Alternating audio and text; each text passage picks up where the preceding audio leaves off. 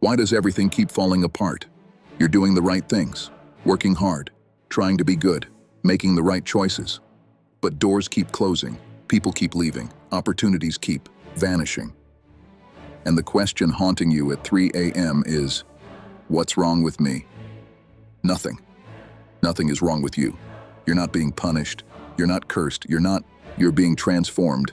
And there's a pattern to it. An ancient one, hidden in 15 verses that 2,700 years of people missed until they were standing exactly where you're standing right now. Broken, confused, wondering if this pain has any purpose. It does. The pattern that explains your pain. 2,700 years ago, fingers trembled. Ancient scribes copying Isaiah 53 felt something. Each Hebrew letter formed under their hands like it weighed more than ink should weigh. They sensed this wasn't just another prophecy. This was different. What they couldn't know was that you'd be reading these same words tonight. That your struggles, the rejection, the burden, the confusion about why things keep happening to you, all of it was already mapped out in these 15 verses. The secret was always there. 3 stages, 3 movements. One transformation pattern that heaven embedded not just in Isaiah's vision but in every story of real change ever told. Joseph lived it in a pit, Moses in a desert, David in a cave, and you're living it right now. You just didn't know it had a name, didn't know you weren't crazy, didn't know this crushing, this bearing, this feeling like you're being prepared for something you can't see yet is actually the pattern. Your breakthrough is hidden in these stages. Here's what you're about to discover, which stage you're in right now, and why knowing this changes everything. Why the rejection you faced wasn't random. It was stage 1 positioning you for something your current identity couldn't handle. Why you're carrying burdens that aren't yours. Stage 2, transforming you into someone who can bear weight others can't, when the breakthrough comes. Stage 3, and what to do with it so you don't waste what your suffering purchased. The widow reading this doesn't realize yet. Her loss positioned her exactly where she needs to be for understanding most people never touch. The father watching his kid spiral thinks he failed. Doesn't see he's in stage 2, bearing a burden that's transforming him into the exact father his child will need. Later, when the kid's ready. That woman facing her 3rd rejection this month, she thinks she's cursed. Heaven says she's being prepared. Isaiah saw you when the vision hit him. Saw every future reader who'd stop reading history and start reading autobiography. Who'd recognize themselves in these ancient words and finally understand. Your breakdown is actually a divine setup. The breath of God in Hebrew letters, 15 verses, written with Yud and Hey. You don't speak Hebrew? Doesn't matter. Those 2 letters are breath sounds. Open your mouth. Breathe out. That's Yud Hey. That's half of God's name spoken in the simple act of exhaling. Isaiah wrote transformation in the language of breathing. Every Jewish scholar who studied these words saw shadows, caught glimpses of something bigger. They had a name for it, the secret of secrets, but heaven kept the full thing locked. Until now, until you. Stage 1, verses 1 through 3, rejection that kills you to birth you. Stage 2, 4 through 9, bearing weight that cracks you open. Stage 13 through 12, revelation that changes everything you thought you knew about everything. Hebrew reads backward, right to left, the direction of return, of teshuvah, of coming home. While your eyes push forward toward tomorrow, Hebrew pulls you back to origins, to before, to the moment everything was still potential.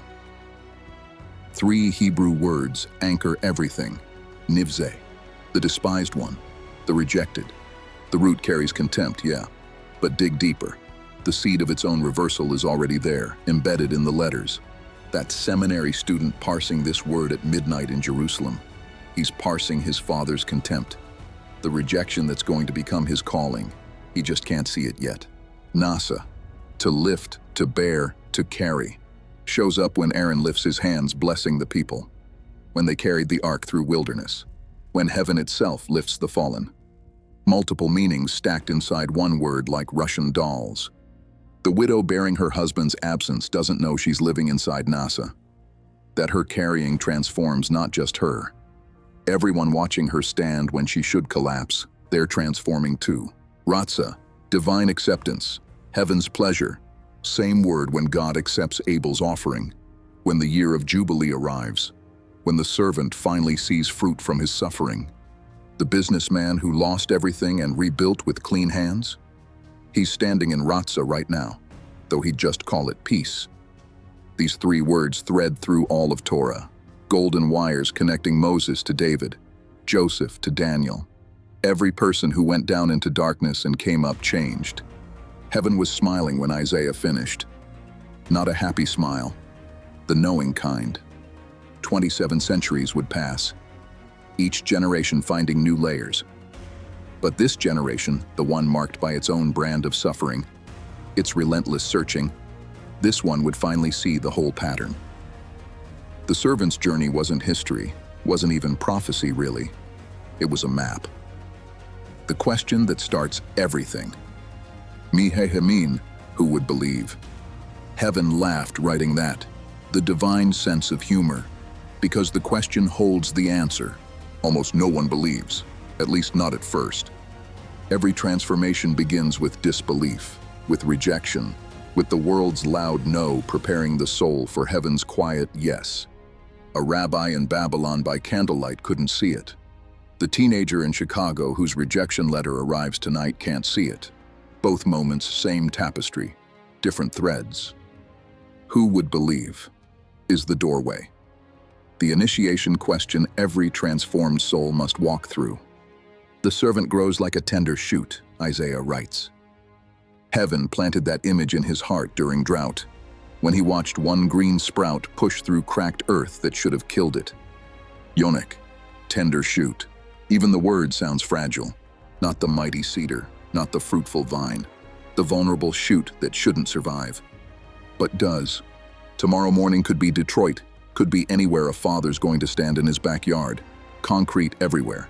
Nothing should grow. He'll spot a single shoot pressing through and weep without knowing why. His son's recovery from addiction mirrors this exact verse. Tender shoot in dry ground. Impossible growth in impossible conditions. But he won't make the connection. Not yet. Shoresh merits tzia root from dry ground. Tzia doesn't just mean dry, it means devastated. Parched. The kind of dryness that murders hope. Yet heaven buries its best miracles in exactly this ground. Joseph's pit? Tzia. Moses fled to? Tzia. David hiding from Saul? Tzia. The pattern holds. Every transformative journey begins where nothing should grow. That single mother working 3 jobs thinks her life is a wasteland, convinced nothing good can come from this exhaustion. Her kids watch, learning without knowing they're learning. Tender shoots grow strongest in hard soil. 20 years from now, her daughter quotes this verse at Harvard graduation, finally understanding what her mother's desert years produced. Lo toar lo, no form, no majesty. Heaven chose servants who look like nothing special, on purpose, because humans are weak for surfaces, for what looks impressive, for credentials and polish and the appearance of having it together. The servant Isaiah sees bears no external markers of destiny. This is protective, divine hiding. The transformation process needs shelter from premature exposure, from the kind of attention that kills tender shoots before roots deepen. Investment banker just lost his position, delivers food now to pay rent, feels only shame. Heaven sees what he can't. His current invisibility protects something germinating, a business idea, a company that will eventually employ hundreds. His wife watches him leave for deliveries each night. Doesn't know she's watching Isaiah 53 in real time. Ish Machovot, man of sorrows. But Machovot shares its root with the Hebrew word for birth pangs. Every Hebrew mother who ever whispered this during labor prophesied without knowing it. Sorrow and birth are the same word, same experience, same doorway. The servant's sorrows aren't just sufferings. They're contractions, bringing forth something new. Vidua choli, acquainted with grief. Yada, that's the verb there. Same one used when Adam knew Eve, when Abraham knew Sarah, the kind of knowing that creates life. The servant doesn't study suffering, Suffering becomes his lover, his teacher, his... Look, I don't know how else to say this. The Hebrew is intimate, too intimate for Sunday school. The servant and grief share a bed. That's what Yada means. The therapist on Fifth Avenue, the one whose brother jumped in 09, whose 2 babies never made it past the first trimester, whose husband's cancer came back last spring, she holds her 5th trauma story today. Listening, just listening. 5 years she's been doing this. The clients don't ask about her scars. She doesn't offer them. But Yada, she knows. Stop reading for a second. Just stop. You feel that resistance rising in your chest? That voice saying this is too much, too dark, too heavy? Good. That's the doorway. Stage 1 lives on the other side of that resistance. Stage 1, the stripping. Like one from whom people hide their faces. The Hebrew construction here, it's not passive, it's active avoidance. The kind of turning away that happens when someone's pain is too real. When their wound reflects the wound you're pretending you don't have. When their journey shows you the journey you've been running from since. Yeah, people cross the street, not from cruelty. From the unconscious recognition that this servant's path is the path. The one everyone walks or refuses to walk. The one that transforms, or the one that destroys, depending on whether you say yes or lo toar lo, no form, no majesty, no beauty. Heaven strips external markers, every credential, every achievement, every voice that used to say you mattered. Why? The banker's delivering for DoorDash now. Lost his position in the merger. His wife watches him leave at 6 p.m. in the Honda with the busted taillight, the one they should have replaced 2 years ago, but never. He feels shame, only shame. His MBA from Wharton means nothing to the guy at apartment 3C who doesn't tip. His 20 years in finance mean nothing to the algorithm assigning him routes through neighborhoods he used to avoid. Heaven sees the business idea germinating. The 100 employees who don't exist yet. The 3 sons of his future partners who are currently in middle school, failing math, thinking they're worthless. But he can't see that. Neither can you. Not in stage 1. Stage 1 is blind. Has to be. Vision comes later, after the stripping completes its work. Malachi saw this. He will sit as a refiner of silver. You know what refiners do? They burn. They burn and burn and burn until everything that isn't silver melts away and runs off and disappears into. The servants in the fire, you might be too, birth pangs, machovat. Every Hebrew mother who whispered this word in labor prophesied something. Sorrow and birth, same word, same doorway, same blood on the threshold. You want the baby without the contractions? Doesn't work that way. Never has. Not since Eden. Not since the curse that was actually a promise disguised as. The contractions are the mechanism, not the problem. The mechanism. Heaven designed pain to birth things pain alone can birth. The rabbis knew this, wrote about it. Shevle Mashiach, birth pangs of Messiah. The suffering that precedes, that announces, that prepares the womb of the world for. You're feeling it now, that tightening in your chest. That sense that something's ending and you can't stop it and maybe you're ending with it. Contractions. He was despised, nivze. The root bazah means to regard as worthless, to view with contempt. But here's what the mystics saw buried in those 3 Hebrew letters, the seed of reversal. The rejection contains its own undoing. Like when Joseph's brothers threw him in the pit, their contempt became his credentials. Their rejection became his resume. 13 years later, he's standing in Pharaoh's palace interpreting dreams, and they're standing at his feet begging for grain, and nobody saw that coming. Except heaven. Heaven saw it from the pit. From the rejection. From the moment of maximum contempt when it looked like Joseph was finished. That's when heaven starts counting. Rejection redirects. Always has. Abraham rejected by his father's house. Moses rejected by Pharaoh and by Israel. David rejected by Saul, by his brothers, by his own son Absalom, who? The pattern holds. Holds through time, through every generation, through the kid reading this at 2 a.m. Because the college rejection letter arrived and she thinks her life is over and she doesn't know. She can't know yet. That the school that rejected her was protecting her from the path that would have destroyed her. That the door that closed was heaven's hand. That 5 years from now she'll thank God for this exact rejection. But not yet. Stage 1 doesn't give you that vision. Stage 1 is blind, dark, stripped. Has to be. Tzimtzum, the sacred contraction. When God wanted to create the world, the Kabbalists say, he had to contract. Make space. Pull back the infinite light to make room for finite existence. You're contracting now, whether you know it or not. Whether you chose it or it chose you. The light's pulling back. You're getting smaller. Everything you thought you were is. Let it. I mean it. Let it go. That identity. That role. That version of yourself that needed everyone's approval and everyone's recognition and everyone's... It's already gone. You're just holding the corpse. Put it down. They made his grave with the wicked. That's verse 9. Future tense, but it's bleeding backward into stage 1. The servant gets buried, miscategorized, grouped with people whose story isn't his story, but heaven permits the misunderstanding. Has to. Complete death. Total burial.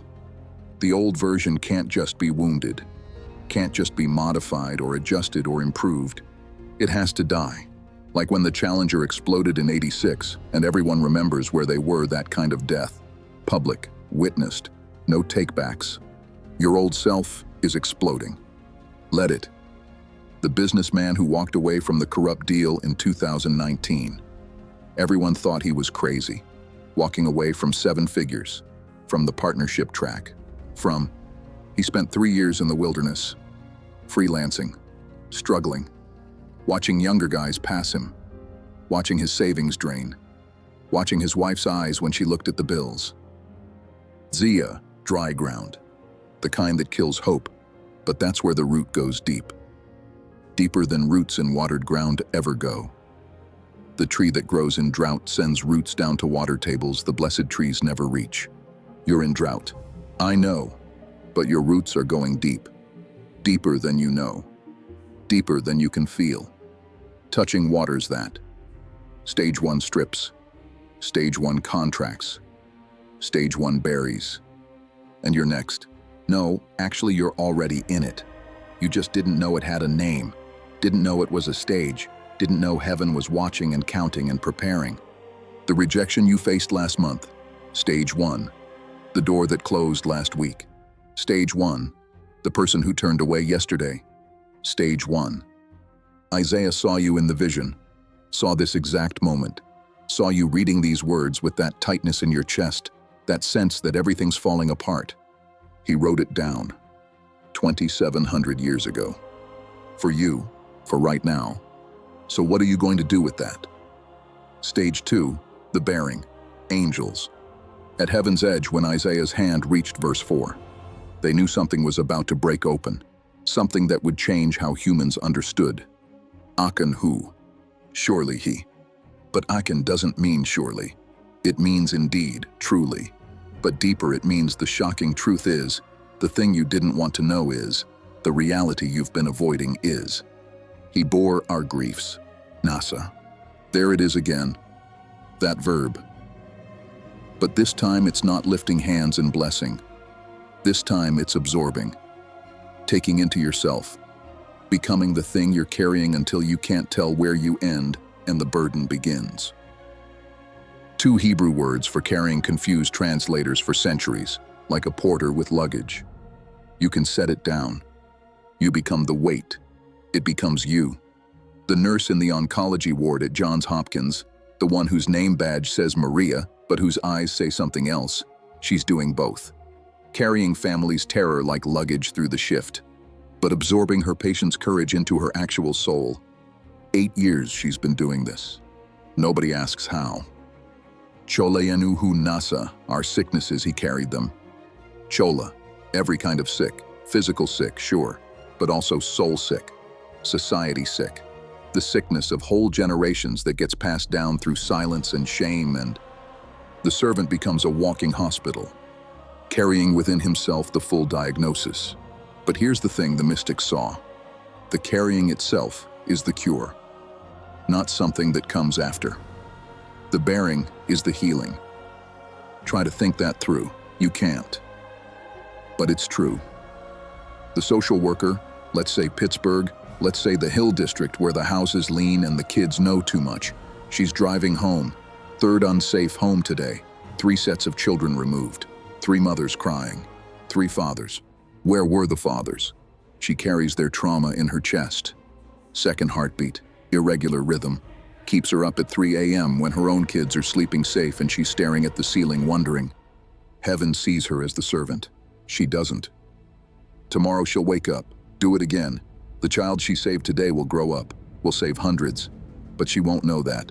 Won't be at the ceremony in 2043 when that kid, now 35, now a social worker herself, accepts an award and mentions a woman whose name she can't quite remember but whose eyes. The pattern multiplies. One carries, many heal. Divine mathematics that make no earthly sense. The recovering alcoholic at his 100th meeting, telling the same story he's told 99 times. Different audience, same shame, same bottom, same climb back up the... But tonight someone's listening, really listening. First-timer, shaking, convinced he's the only one who ever got this bad, who ever lost this much, whoever. He's not. The story the alcoholic tells becomes medicine. Each tear he shed in withdrawal was a door. Someone else walking through right now. Heaven counts those tears, stores them, uses them. Chavurato by his wounds.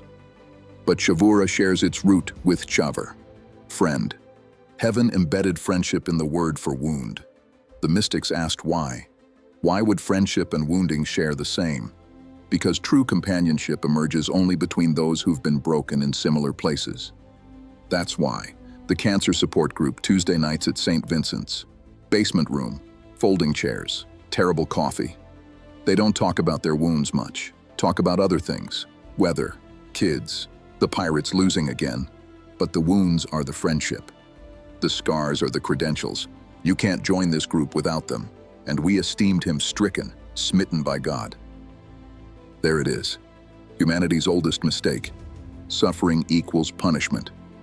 Job's friends made it, sat in ashes with him 7 days, then opened their mouths and ruined everything. You must have sinned. God is just. Therefore nothing. Job hadn't sinned. Heaven said so explicitly in chapter 1, but nobody reads chapter 1. Everyone jumps to the speeches, to the arguments, to the part where Job's friends explain his suffering while he's still sitting in the woman whose son has autism gets this. Relatives whisper. What did she do? Must be something in her past. God is trying to teach her. Teach her what? That her son is perfect. She already knows. That love isn't conditional on neurotypical behavior. She learned that 3 years ago when he looked at her and saw her, really saw her for the first time. Heaven isn't punishing her.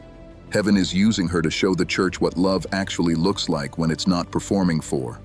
Kulanu katsan tainu, all we like sheep have gone astray. Ta'a, the verb, doesn't mean wander like you're taking a Sunday stroll and oops, wrong path. It means stagger, like a drunk, lose all sense of direction, become so lost that being lost feels normal. Heaven chose sheep for this metaphor, knowing something. Sheep can get lost 10 feet from home, will walk in circles, will follow each other off cliffs, need constant. That's us. That's you. And the Lord laid on him the iniquity of us all, paga, to intercede. But the literal meaning to strike against, like waves hitting rock. All of humanity's wrongness crashes against this one servant. Ocean against stone. The physics shouldn't work. The rock should shatter, should break, should.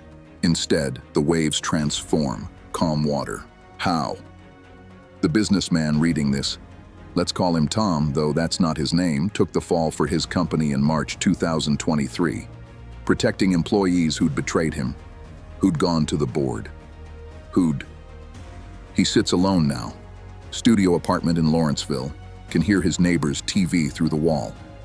He doesn't know heaven orchestrated his loss, that his willingness to bear corporate sins he didn't commit has already started transforming the very people who, 3 will call within the year, apologize. 1 will offer partnership, but that's future. Right now he's just sitting here with this verse, crying for reasons he can't. He was oppressed and afflicted, yet he did not open his mouth. Nagas, pressed down, like grapes in a wine press. The kind of pressure that should produce screaming, should produce defense, should produce silence. Lo yiftach piv. 3 times Isaiah says this. He did not open his mouth. Did not open his mouth. Did not open his mouth. Trinity of silence. The rabbis asked why 3 times. Why not say it once? Heaven doesn't waste words, because there are 3 stages of silence. First, the silence of shock. Can't speak. Don't have words. Second, the silence of choice. Could speak. Choose not to. Third, the silence of transformation. The words themselves are transforming inside the silence, becoming something that can only be spoken after. Joseph was silent before his brothers, didn't reveal himself immediately. Could have said, "I'm Joseph, you threw me in a pit, remember?" But he waited. The silence did work that words couldn't do. David silent before Saul's spear. Twice could have killed him. Twice walked away. The restraint wasn't weakness, was power choosing not to. Hannah silent in her barrenness, until she wasn't. Until the prayer exploded out of her and Eli thought she was drunk, and the woman falsely accused at work chose silence. Saw her boss take the money, knew the truth. Could have spoken. Didn't. Everyone thinks she did it. Co-workers avoid eye contact. Her performance review last week was brutal. She's probably getting fired next month. But her boss's daughter, 16, cutting, pills, spirals, enters treatment this week, using the money. The stolen money that everyone thinks. Heaven's watching the woman's silence with awe. She's protecting a timeline she can't see, a redemption she'll never witness. Her job will be restored. The promotion she never sought will come, but she doesn't know that. Stage 2 servants never do. Like a lamb to the slaughter. Say, both lamb and member, innocence and belonging. Every culture gets this. The innocent for the guilty, the pure for the... But the lamb goes willingly. That's what breaks you. Not the suffering itself, but the willingness, the choosing it, the walking toward the knife when you could run, when you should run, when every survival instinct screams. Isaiah's watching you right now. From 27 centuries back, through the vision, through the words still wet with ink, he's watching. Watching you bear what isn't yours. Watching you stay silent when you could speak. Watching you walk toward the knife. And he's weeping, because he knows what comes next. Stage 3, the breakthrough. Verse 10. Angels fell silent, not the reverent kind of silence, the holding your breath kind, the silence before lightning strikes and you count the seconds until. Yet it pleased the Lord to crush him. Chafetz. The Hebrew word that breaks seminary students. That makes them question everything they thought they knew about. Doesn't mean pleased like happy. Means divine will accomplished. Purpose fulfilled. The deep satisfaction when a plan hidden since before Eden finally crushes. Heaven crushes. That's not metaphor, not poetic language. Heaven actually crushes. Ask Abraham on Mount Moriah with the knife raised. Ask Jacob with the hip that never healed right. Ask Job when the whirlwind finally answered and the answer was worse than the silence. The crushing is the mechanism, not punishment, mechanism. Imtasim asham nafsho, when his soul makes itself an offering. Asham, guilt offering, the one that restores broken relationship. But here heaven reveals something that would get you killed for saying in the wrong century. A soul can become the offering itself, not bring a sacrifice. Become one. The alchemy happens in verse 10. Victim to priest, sufferer to sanctifier, broken to. Wait, you need to sit with that. With the impossibility of it. With the divine mathematics that say one person's crushing can somehow.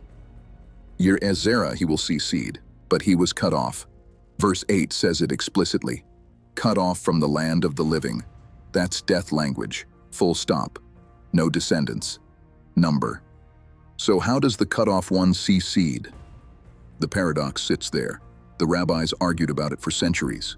Some said resurrection, some said spiritual offspring, some said they were all right, all wrong, all circling something too big too. The childless teacher, let's say Cleveland, let's say East High, where the metal detectors broke again and the heat doesn't work past February, and the kids. She's been grading papers until midnight for 11 years. No husband, no kids. Number. Her students are her zera, Hebrew for seed or offspring. She doesn't know it, won't be at the hospital in 2037 when one of those kids, now a doctor, delivers a baby and thinks about the teacher who stayed after school in 2026 and believed. Heaven counts spiritual offspring different. 1 teacher, 40 students, 4 become teachers. 400 students, 40 become teachers. 4,000. The multiplication isn't addition, it's exponential. It's Ya'arich Yamim, he will prolong days. Not just long life, days that stretch past physical presence, influence bleeding forward through time like. Moses died at 120, but every Torah scroll copied today prolongs his days. Every Passover celebrated extends his reach. Every law he transmitted. The days don't end. That's what Isaiah saw. Days that don't end, that can't end, that multiply through everyone they touch like. Zalach will prosper, but Zalach means more, means to break through, burst forth, like water through a dam that's been holding then, after the crushing, after the silence, after the bearing that felt like it would never. Explosion. The servant's hand held nothing through stage 1 and 2, empty, stripped. But now that hand holds heaven's own will, and that will cannot be stopped, won't be. Mi'amal nafsho yir'eh yizba, from the labor of his soul he will see and be satisfied. Amal, the hardest labor, the kind that exhausts not just body, not just mind, soul labor, the work that costs everything and maybe more than everything, and then Yisba,